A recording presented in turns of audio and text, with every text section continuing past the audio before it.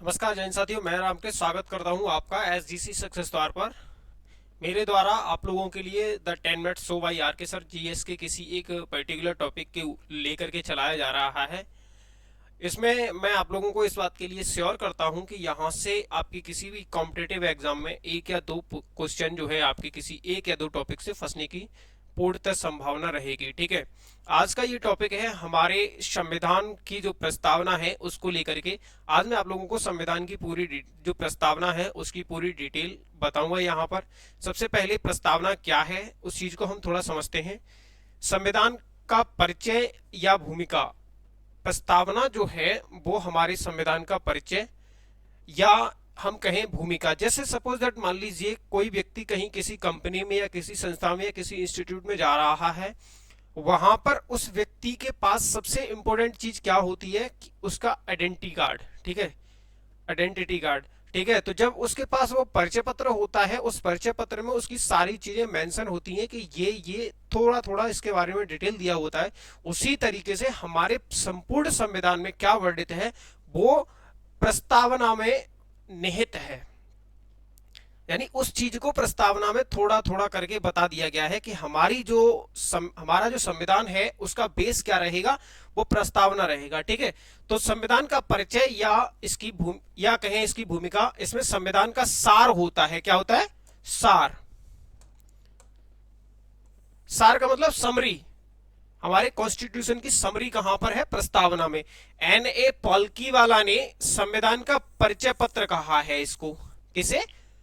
संविधान की प्रस्तावना को। ठीक है, अब आगे हम जानते हैं पंडित नेहरू द्वारा बनाए गए व पेश किए गए। यहां ध्यान रखना है कि पंडित नेहरू जी के द्वारा ही ये बनाया गया था उद्देश्य प्रस्ताव, और उनके द्वारा ही ये उद्देश्य प्रस्ताव पेश किया गया था संविधान में, संविधान सभा में। उसी के माध्यम से हमारी जो प्रस्तावना है वो निर्मित हुई। ठीक है, बाद में चल करके 42वें संविधान संशोधन 1976 के द्वारा इस प्रस्तावना में समाजवादी, धर्मनिरपेक्षता और अखंडता शब्द जोड़े गए। कब?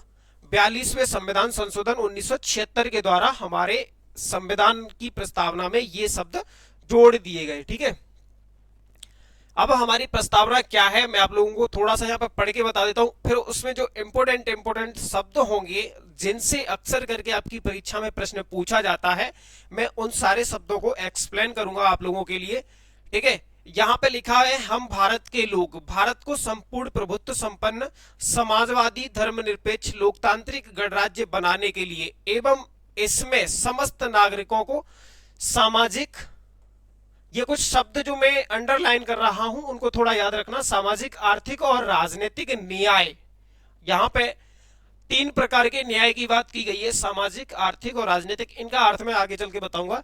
विचार, अभिव्यक्ति, धर्म, विश्वास एवं उपासना की स्वतंत्रता, यानी 5 प्रकार की स्वतंत्रता की भी बात की गई है इसमें। इसके अलावा 2 प्रकार की प्रतिष्ठा एवं अवसर की समता की बात की गई है। ठीक है, 5 प्रकार की स्वतंत्रता, 3 प्रकार का न्याय और इसके अलावा 2 प्रकार की समता की यानी समानता की बात की गई है। प्राप्त कराने व व्यक्ति की गरिमा और राष्ट्र की एकता एवं अखंडता सुनिश्चित करने वाली बंधुता बढ़ाने के लिए दृढ़ संकल्पित होकर हम अपनी इस संविधान सभा में आज दिनांक 26 नवंबर 1949 को एतद द्वारा इस संविधान को अंगीकृत, ये शब्द भी बताऊंगा, अधिनियमित ये शब्द भी बताऊंगा, और आत्म अर्पित करते हैं। इन सारे शब्दों का अर्थ मैं अब आप लोगों को आगे बताऊंगा। पहले थोड़ा सा इसके बारे में और जान लीजिए। प्रस्तावना को सबसे पहली बार अगर किसी संविधान में पेश किया गया था तो वो संविधान था यूएसए का संविधान, और भारत ने कहीं ना कहीं यूएसए के संविधान से प्रेरित होकर के भारत के संविधान में प्रस्तावना को शामिल किया। ठीक है, अब संविधान के अधिकार का स्रोत क्या है, यानी संविधान जो अधिकार गेन करता है वो कहां से करता है, यानी जो हमारा जो कॉन्स्टिट्यूशन है वो एक तरीके से कहें राइट, या जो ताकत प्रदान करता है, लेता है, ताकत एब्जॉर्व करता है, वो कहां से करता है? हम भारत के लोग। सबसे पहला शब्द जो लिखा गया है प्रस्तावना में, हम भारत के लोग, यानी यहां से जो है ये क्या ग्रहण करता है, ताकत ग्रहण करता है हमारा संविधान। उसके बाद इसमें बताया गया है भारत की प्रकृति। भारत की प्रकृति क्या होगी, आप लोग पहले पेज पर चलते हैं। पहला, भारत को संपूर्ण प्रभुत्व संपन्न, दूसरा समाजवादी, तीसरा धर्मनिरपेक्ष, चौथा लोकतांत्रिक गणराज्य। ये हमारे संविधान के माध्यम से भारत की प्रकृति को बताया गया है कि भारत का जो स्वभाव होगा वो इस प्रकार से होगा। ठीक है, संपूर्ण प्रभुत्व संपन्न लोकतांत्रिक गणराज्य होगा भारत। संविधान के उद्देश्य क्या है, वो मैंने जो आपको 3 न्याय, 5 प्रकार की स्वतंत्रता एवं 2 प्रकार के अवसर की समानता के बारे में बताया था, वही हमारे संविधान के उद्देश्य है। ठीक है, और संविधान के लागू होने की तिथि मैंने आप लोगों को बता दी है 26 नवंबर 1949 को। ये इसमें से लगभग 16 आर्टिकल के समथिंग कुछ जो है लागू कर दिए गए थे, बाकी 26 जनवरी 1950 को किए गए थे पूर्णतः। ठीक है, आगे चलते हैं। उसके बाद ये शब्द है, इनका हम अर्थ यहां पर जानते हैं। ये हमारे क्या है, भारत की प्रकृति है, संप्रभुता। सबसे पहला शब्द है संप्रभुता। क्या है संप्रभुता का अर्थ होता है बेटा, हम अपने छोटे या बड़े पहली चीज, छोटे या बड़े अंदरूनी या बाहरी मामले पर किसी दूसरे देश पर डिपेंड नहीं है या किसी दूसरे व्यक्ति पर डिपेंड नहीं है। हम भारत के लोग इस मामले में यानी अंदरूनी बाहरी मामले में, छोटे या बड़े मामले में हम स्वयं निर्णय ले सकते हैं। इसका अर्थ हुआ कि हमारा देश कैसा है, संप्रभु है, यानी किसी दूसरे के ऊपर डिपेंड नहीं है। दूसरा, समाजवादी। समाजवादी का अर्थ है बेटा कि सरकार जो है गरीबों का भी, और जो है एक तरीके से हम इस समाजवादी का अर्थ होता है कि यहां पर संपूर्ण मामले में, आर्थिक एवं राजनीतिक मामले में जो है सबसे ज्यादा सर्वोच्च किसका रहेगा, यानी आर्थिक विकास की जो प्रक्रिया रहेगी वो समाजवादी तरीके से रहेगी, यानी सरकार जो है उसमें सबसे ज्यादा इन्वॉल्व रहेगी। लेकिन 1991 के बाद जब से भारत में आपका 3 वर्ड जोड़े गए थे, जिनमें आपका वैश्वीकरण और ये सारे वर्ड थे, उसके बाद जो है ये थोड़ी सी कहीं ना कहीं लचीली होती चली गई समाजवादी प्रक्रिया।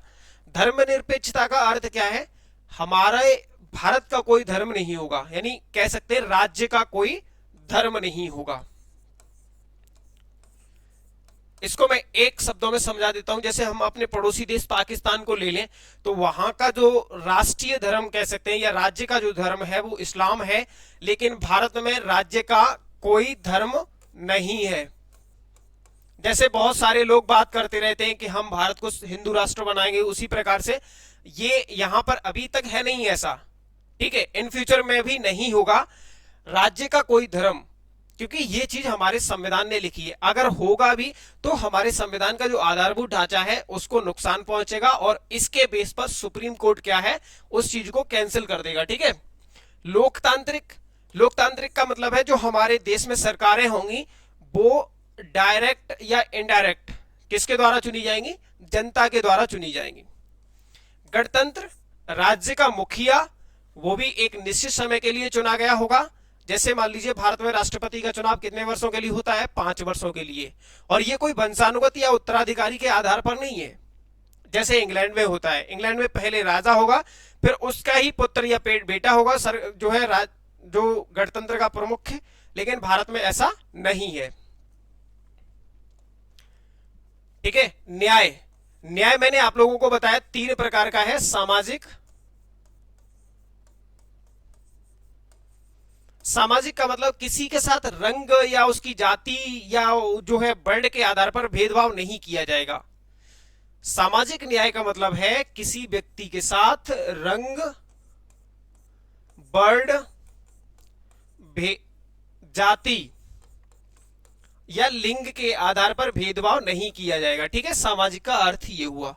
सामाजिक। राजनीतिक का अर्थ क्या है बेटा, सबको समान राजनीतिक अवसर प्रदान किए जाएंगे, राजनीतिक सबको पहुंच दी जाएगी, ये राजनीतिक न्याय है। और आर्थिक का मतलब ये है